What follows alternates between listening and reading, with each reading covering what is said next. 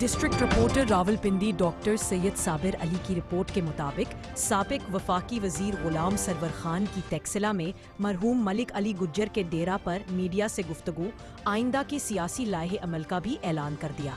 साबिक वफाकी वजीर गुलाम सरवर खान का कहना था कि मुल्की मईशत को बेहतर बनाने के लिए सियासी इस्तेहकाम नागुज़ीर है। पाकिस्तान को दरपेश मसाइल का वाहिद हल आइन और कानून की बालादस्ती और अवामी मैंडेट का एहतराम है। मुल्क में जब तक शफाफ इंतखाबात नहीं होंगे और अवाम के वोट की ताकत से मुंतखब नुमाइंदे इक़्तिदार में नहीं आएंगे, उस वक्त तक सियासी व माशी इस्तेहकाम मुमकिन नहीं। बल्दियाती इंतखाबात निहायत अहमियत के हामिल है क्योंकि ये जमहूरी निज़ाम की बुनियाद को मजबूत करते हैं। जब तक सियासी क़यादत एक पेज पर नहीं आती, उस वक्त तक कोई भी माशी पॉलिसी कामयाब नहीं हो सकती।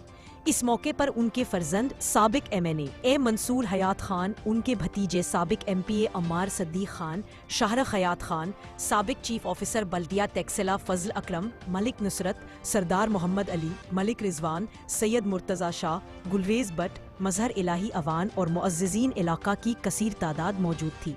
आए रोज हादसे भी होते हैं और रोड्स भी ब्लॉक रहते हैं, तो इसका हल हमने बेहतरीन यही जाना था कि इसके लिए हम रिंग रोड की तजवीज़ दें। वो रिंग रोड की अलाइनमेंट फाइनल हो चुकी है, विजिबिलिटी फाइनल हो चुकी है, उसे आगे लेके मौजूदा नुमाइंदों को और मौजूदा हुकूमत को आगे लेके चलना चाहिए।